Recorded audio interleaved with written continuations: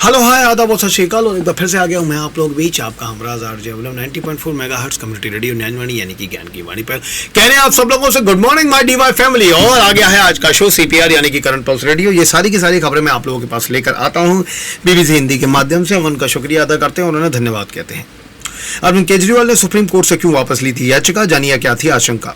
दिल्ली के मुख्यमंत्री अरविंद केजरीवाल ने सुप्रीम कोर्ट में ईडी की गिरफ्तारी को चुनौती देने वाली याचिका वापस लेने का फैसला किया है। इससे पहले गुरुवार की रात गिरफ्तारी के बाद आम आदमी पार्टी ने रात में ही सुप्रीम कोर्ट से संपर्क किया था। पार्टी चाहती थी कि रात में ही सुनवाई हो। केजरीवाल के वकील अभिषेक मनु सिंघवी ने सुप्रीम कोर्ट के जज जस्टिस संजीव खन्ना को सूचित किया है कि केजरीवाल ने अपनी याचिका वापस लेने का फैसला किया है और वो ईडी की रिमांड का सामना करने के लिए तैयार है।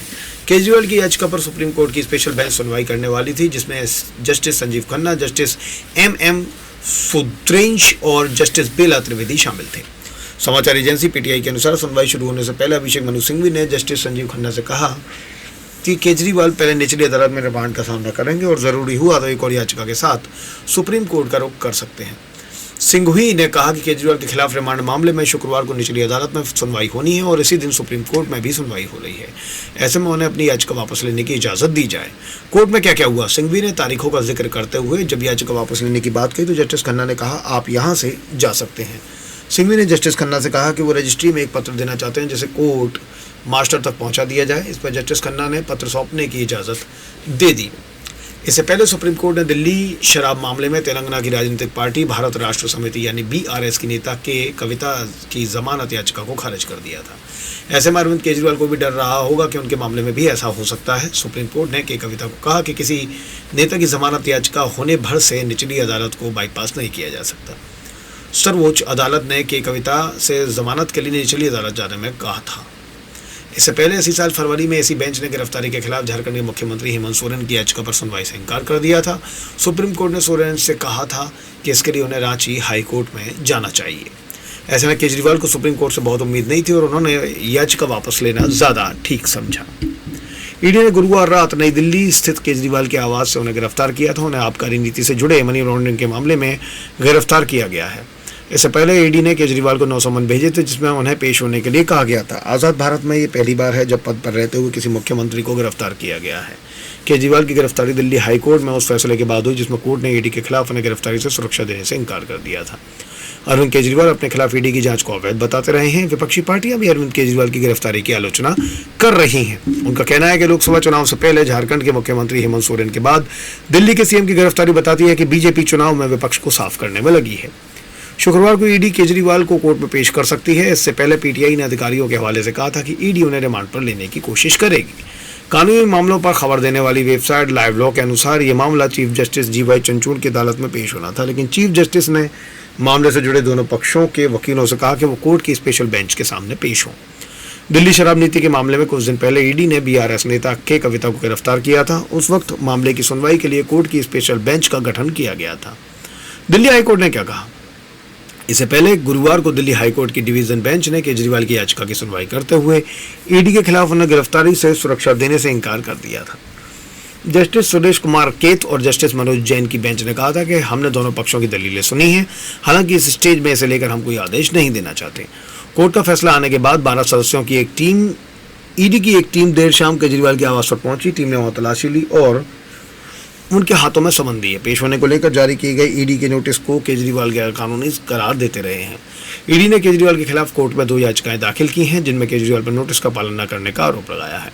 बीते सप्ताह केजरीवाल एक निचली अदालत में पेश हुए थे, जिसके बाद कोर्ट ने उन्हें समन का पालन न करने पर उन्हें गिरफ्तारी से सुरक्षा दी। हालांकि कोर्ट ने कहा था कि इस पर शर्तें लागू रहेंगी। और ये सारी की सारी खबरें थी आप लोगों के पास आज के करंट पल्स रेडियो में। अरविंद केजरीवाल की गिरफ्तारी को आम और खास लोग कैसे देख रहे हैं। दिल्ली के मुख्यमंत्री अरविंद केजरीवाल को ईडी ने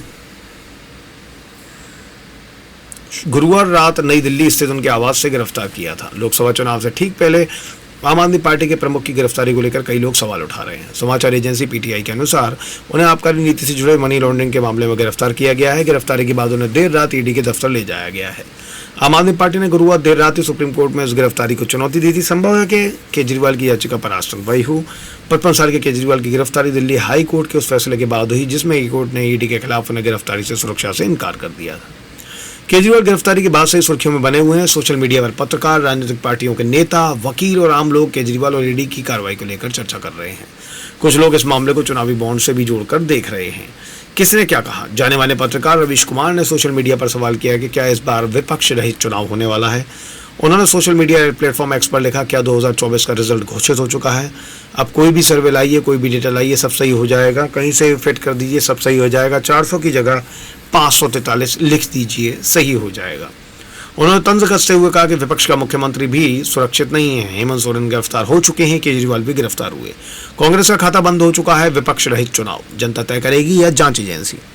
एक और पत्रकार रोशन किशोर ने 2013 से 2024 में दिल्ली में कांग्रेस, बीजेपी और आम आदमी पार्टी की वोट शेयर का डेटा साझा करते हुए लिखा, दिल्ली में वोटरों की एक बड़ी संख्या विधानसभा के स्तर पर केजरीवाल का समर्थन करती है, लेकिन लोकसभा के लिए बीजेपी के समर्थन है।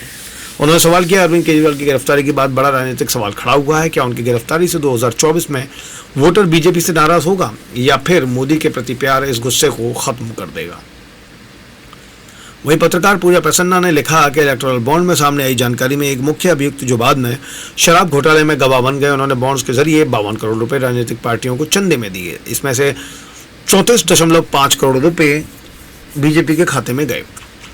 पूजा प्रसन्ना ने द न्यूज मिनट की एक रिपोर्ट से हवाला दिया है, कहा है जिसमें अरविंदो फार्मा के निदेशकों में से एक हैदराबाद के रहने वाले पी शरद चंद्र को 11 नवंबर 2022 को ईडी ने शराब घोटाले में गिरफ्तार किया था।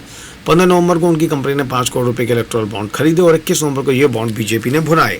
जून 2023 में शरद चंद्र इस मामले में गवाह बन गए और फिर नवंबर 2023 में अरविंदो फार्मा ने बीजेपी के 25 करोड़ रुपए चुनावी बॉन्ड के जरिए चंदे में दिए।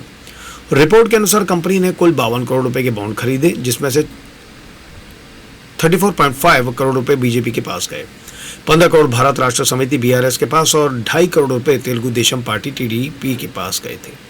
वहीं जाने माने पत्रकार राजदीप सरदेसाई ने लिखा है कि अरविंद केजरीवाल के गिरफ्तार होने की खबरें हर तरफ छाई हुई हैं, लेकिन कुछ और है जिसकी तरफ ध्यान दिया जाना चाहिए। वो लिखते हैं कि स्टेट बैंक ने इलेक्टोरल बॉन्ड्स देने वालों के नाम और आंकड़ों का मिलान राजनीतिक पार्टी से करने के लिए जून के आखिर तक का, यानी कि चुनाव खत्म होने तक का वक्त मांगा था।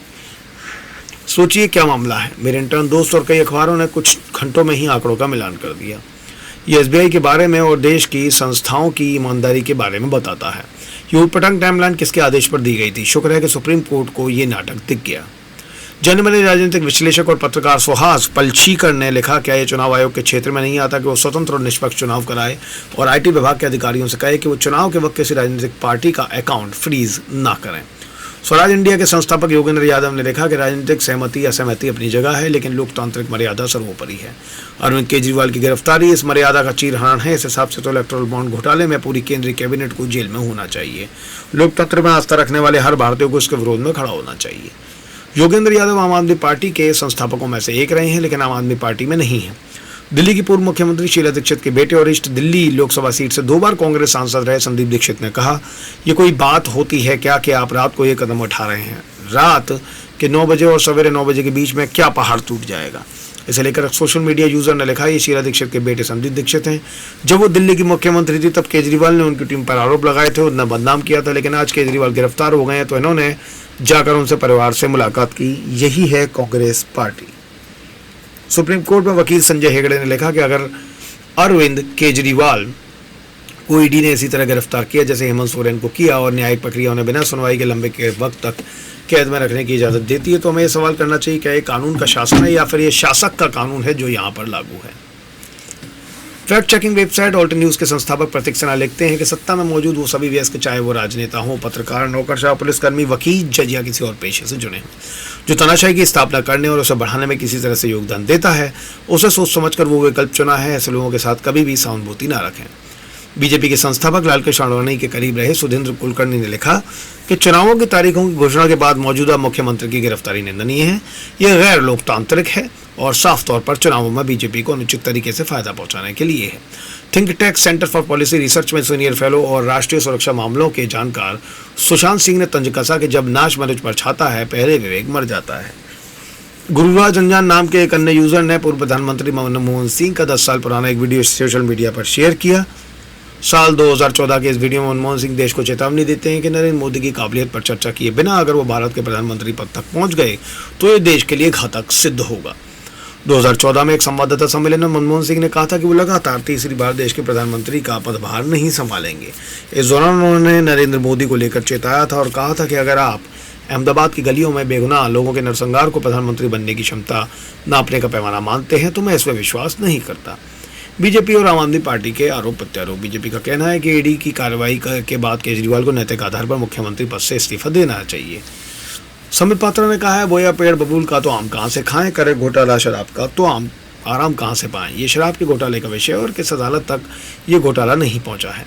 कौन सी ऐसी एजेंसी है जिसने इसकी जांच नहीं की है और कौन सा ऐसा दिल्लीवासी है जो इस मामले के तथ्यों से अनभिज्ञ है। वहीं आम आदमी पार्टी के प्रवक्ता राघव चड्ढा ने सोशल मीडिया पर लिखा, भारत में अघोषित आपातकाल है, हमारा गणतंत्र खतरे में है। चुनावों से ठीक पहले अरविंद केजरीवाल को गिरफ्तार किया गया है। वो दूसरे विपक्षी नेता हैं जो गणतांत्रिक तरीके से चुने गए हैं। हम किस ओर जा रहे हैं? देश ने कभी एजेंसियों का इस तरह से खुले तौर पर गलत इस्तेमाल नहीं देखा, ये अलग हरकत है।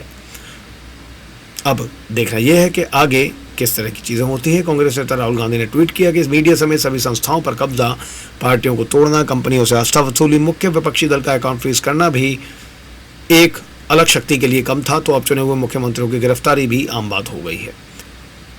कांग्रेस नेता संदीप दीक्षित ने गुरुवार रात को केजरीवाल के परिवार से मुलाकात की और आरोप लगाया कि मोदी सरकार पर एजेंसियों का सही इस्तेमाल नहीं किया जा रहा है। आगे आने वाले मामले को जरूर देखा जाएगा। ये सारी की सारी खबरें थी आप लोगों के पास बीबीसी हिंदी के माध्यम से। धन्यवाद। ये मेरे साथ 90.4 मेगाहर्ट्ज़ कम्युनिटी रेडियो 99 पर। Thank you so much.